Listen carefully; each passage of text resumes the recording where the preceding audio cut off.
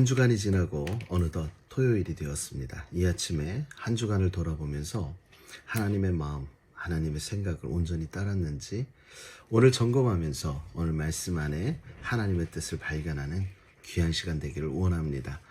오늘 우리가 살펴볼 말씀은 사무엘상 27장 1절로 12절의 말씀입니다. 오늘 본문의 말씀에 보니까 이제 다윗은 블레셋으로 도망을 갑니다. 그런데 여기서 우리가 주목해야 될 것은 블레셋으로 도망가는 그 이유가 하나님의 뜻과 하나님의 생각을 따른 것이 아니라 자신의 생각대로 나아갔다는 것이지요. 왜 그랬을까요? 이해는 갑니다. 사울에게 너무나도 오랜 동안 쫓기다 보니까 힘들었고요. 그렇기 때문에 잠시 블레셋에 숨어 있으면 적의 나라로 가서 숨어 있으면 사울이 금세 포기할 것이고 그렇게 포기하면 돌아와서 살겠다라는 거죠. 맞습니다.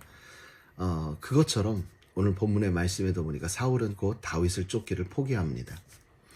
그리고 오히려 블레셋에 있는 바로 블레셋 사람들, 블레셋의 지도자의 호칭, 오늘 본문의 말씀에 보면 아기스가 있는데 이 왕의 이름이 아니라 블레셋의 지도자의 이름입니다. 이 블레셋 지도자 아기스는 또 다윗을 받아줍니다. 그리고 시글락이라는 땅을 주죠. 왜 줬어요? 다윗이 사울에게 쫓겨 도망다니고 있다는 것을 이 아기스도 알지요. 그러다 보니까 우리의 생각에, 그의 생각에 다윗은 분명 자신의 나라에 대한 적대감을 갖고 있을 거야.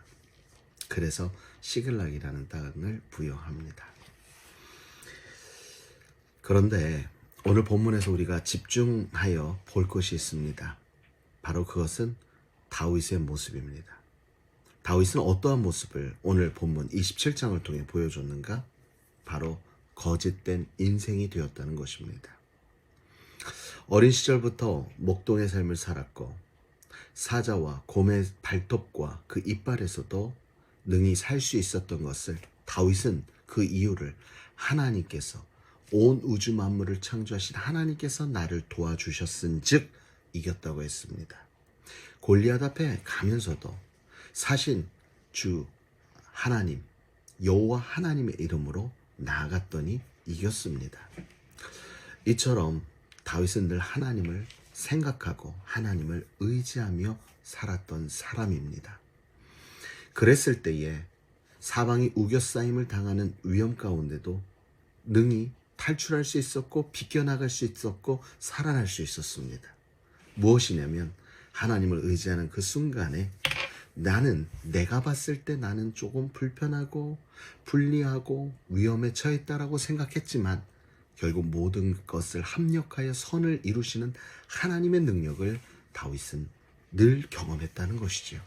그런데 오늘 다윗은 그렇게 하지 않았습니다. 첫 절의 말씀에 이렇게 이야기합니다. 다윗이 그의 마음에 생각하기에, 그의 마음에 생각하기에. 그리고 두 번째 보니까 11절에 그의 생각에. 사랑하는 성도 여러분, 자신의 생각이 들어갔습니다. 하나님을 의지하는 마음이 아닌 자신의 생각을 따라서 피하면 되겠지. 자신의 생각을 따라서 모두를 죽여 증거를 없애면 괜찮겠지. 이렇게 생각했던 다윗. 그의 삶이 어떠했습니까?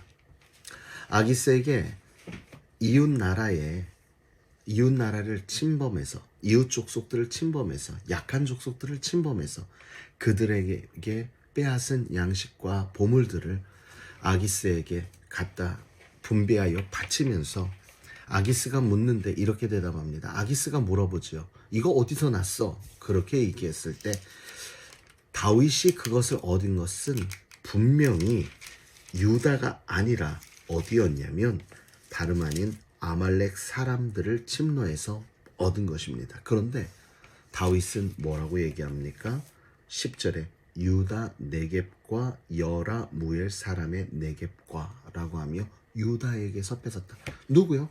다윗의 민족에게서 뺏어왔다라고 이야기합니다. 그러니 그 아기스 지도자는 얼마나 그것이 기뻤겠습니까? 이것은 거짓말이었습니다. 다윗은 바로 아말렉에서 그것을 취해왔습니다. 성경에 보면 자기의 생각대로 나아갔다 거짓말쟁이가 된 한 사람이 있습니다. 그 사람은 아브라함입니다.